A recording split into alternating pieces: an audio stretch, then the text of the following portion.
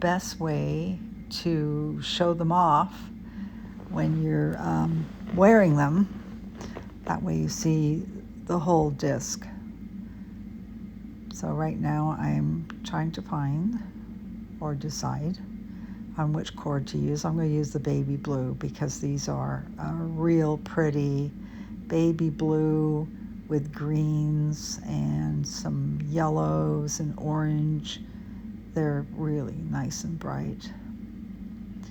So first time I'm going to string them all in a row, and the way you do it is you put the spacer bead on first. See the little orange one? Make sure you got them all lined up so you can tell what you're going to do with them. And always put the bigger bead at the bottom. That's your focal bead. That's the way I like to do it anyway.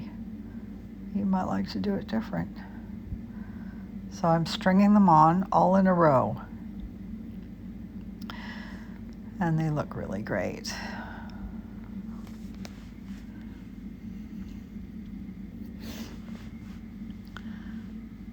Okay, last two. Get them on there.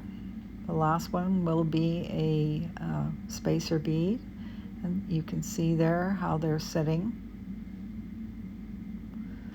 So now I'm going to take a piece of cord, same length,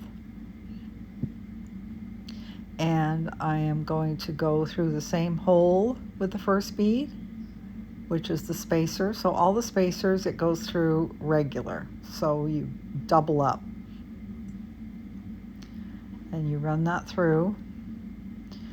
And then you get to the disc bead and you don't go through the hole the cord is coming out of. You flip it over and slide the cord through the opposite side. And this is what makes it lie flat. And you can slide it wherever you like on the cord. So the next bead, we're going to go back and go right through the same hole, the same side as the original. Okay, and then you get the next disc bead, flip it over, and go in the opposite way.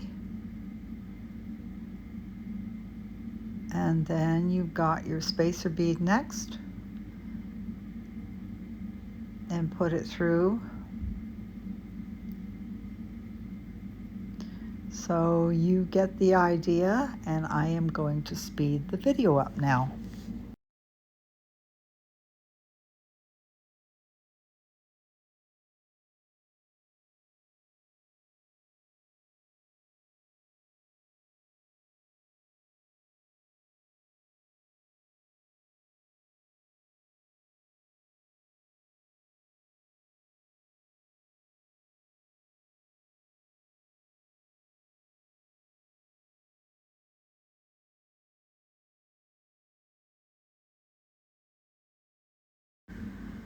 Okay, now we have the necklace together, and you can slide the beads around to make the design that you want.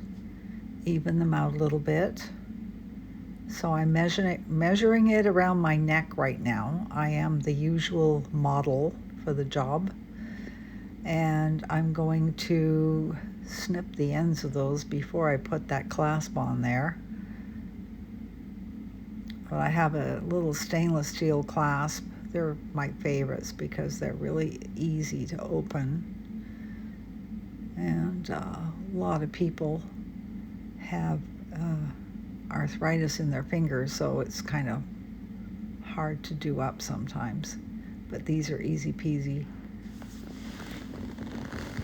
My other favorite is a toggle clasp, but we're going to go with this one for now. So I'm going to thread those through and pull it back. And I have a little plastic needle with a really big eye. And I'm moving the beads down again to give myself a little bit more cord.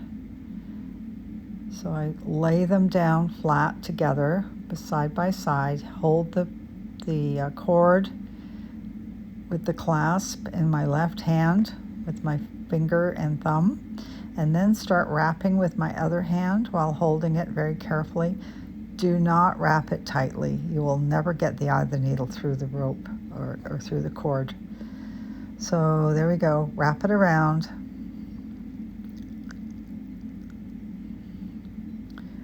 Takes a little coordination when you first start doing it. Be careful not to, I'm getting this one a little too tight, and you'll see what happens when I try to pull it through. So now I'm going to thread it through the eye of the needle, and I will pull it through. And see, it's a little too tight, so you have to monkey around with it. And then I finally pull it through, kind of tug on it and tighten it so it's good and secure, and you can slide that knot right up. Don't slide the knot so close that it doesn't move next to the clasp. You got to have a little bit of give in there, probably about the 1/16 of an inch between the clasp and the loop where the knot is. So what I've done now is I cut those cords off, and I'm going to singe it. I'm using a lighter because I have one of those little tools that you can use for singeing cord and thread, and my batteries are always dead, so it's just as easy to grab a lighter. And now I'm going to do the same to the other side. This side I'm using the jump ring. It's a soldered jump ring, sterling silver, and you can see it up there on the upper right hand side.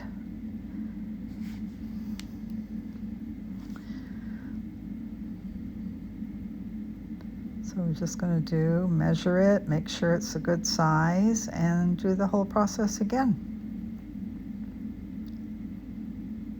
Cut those cords so they're both even, much easier to put through the hole of the needle.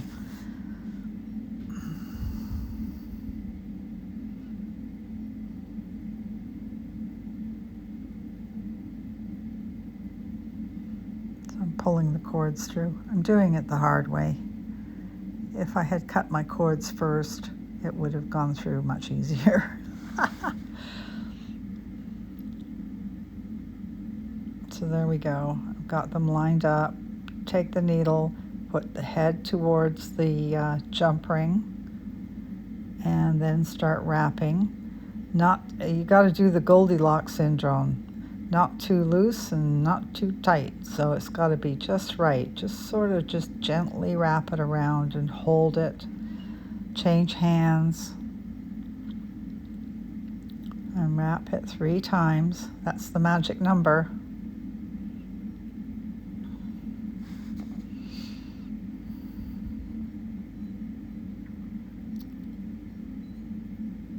Yeah, put it through the eye of the needle.